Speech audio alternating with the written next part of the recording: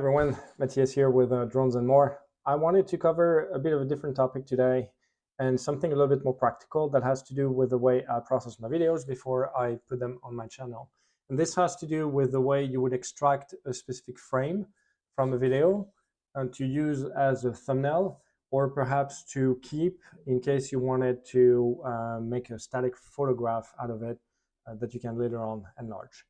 So it could be, it could be something you know how to do already, but if you're new to this, I hope this can help you a little bit. So in order to do this, you will need a couple of tools. One of them is VLC player, which is a video LAN, right? It's a player that I've been using for quite a long time. And I will show you actually how you access the thumbnails or the VLC snapshots that you're extracting from the videos. That's the purpose of today's short video.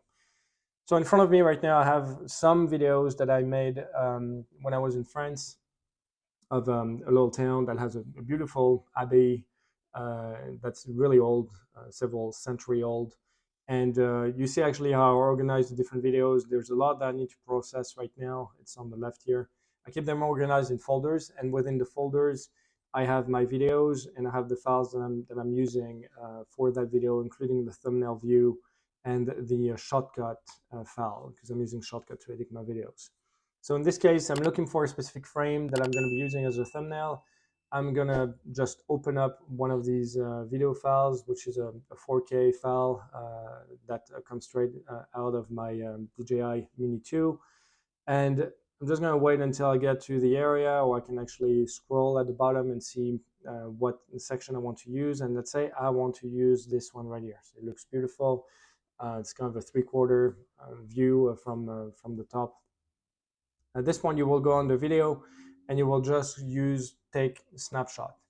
Now, when you do that, the snapshot gets generated automatically in the format that is set in the application. I'll show you actually where to see that. And you will be able to reuse that again, reuse that snapshot within your editing application, whether you use Photoshop or something else. If you want to know what path it gets saved at or saved in, you will go under you go under Tools, Preferences, and then you will go under the Video tab at the top there, and you will see that the directory that the snapshots are saved in is this one here, right? So that's the full path. So it's under, in my case, under OneDrive, because that's how I configured it. You can put it basically wherever you want, just put it in a place that you can easily find them in.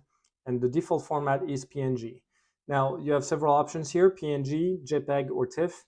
PNG is uncompressed, TIFF is uncompressed, and JPEG is compressed, so it will take less space. PNG is a good option because it also allows you to work with transparency.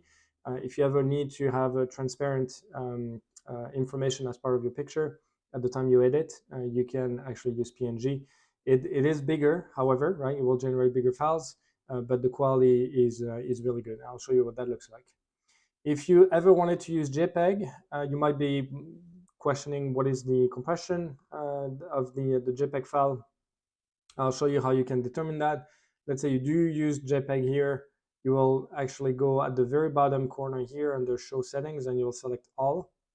And once you're there, you'll go under Input Codecs and Video Codecs, and here you'll highlight JPEG, and you'll see that at the moment the quality level is 95, which is really high, right? Meaning that it's not really compressing much, which will end up providing or yielding a pretty big file, but it's nowhere close to the size that you would see with PNG, and I will show this right away.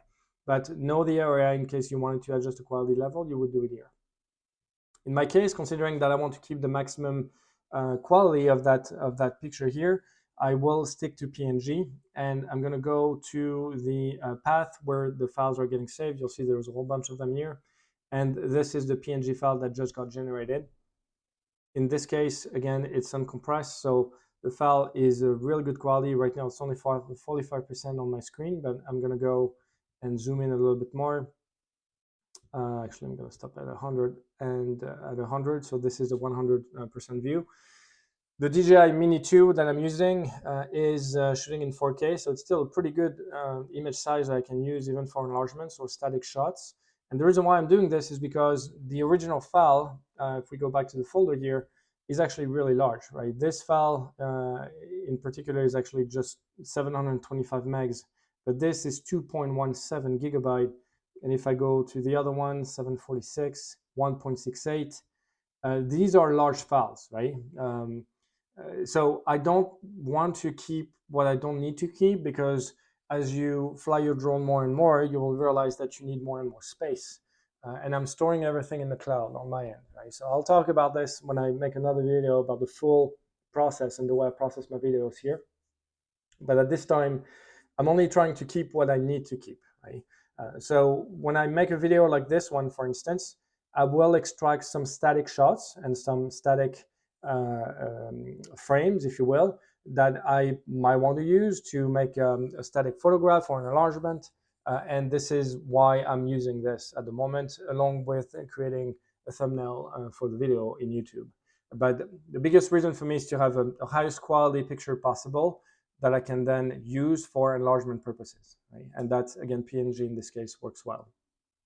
So it's pretty easy, right? And you might already know how to do all this, but I thought I would touch on this because I want to spend more time about the processing of the videos and what happens in the background. Flying your drone is easy. When it comes to actually building a video and make it a little bit better with some effects and ending up having a 5 or 6 minute video on YouTube that's fully edited and that's entertaining, there's a lot of work required. And I'm actually not even a professional at this. I'm also learning as I'm going. So I will spend a little bit more time on the way I process my videos on my end, give you some tips and tricks if you're starting, if you're a newbie to this. And if you have any questions, leave them in the comments below. And don't forget to like and subscribe and stay put for more. I have a lot of videos to process still. There will be some posted soon. Thank you. See you soon.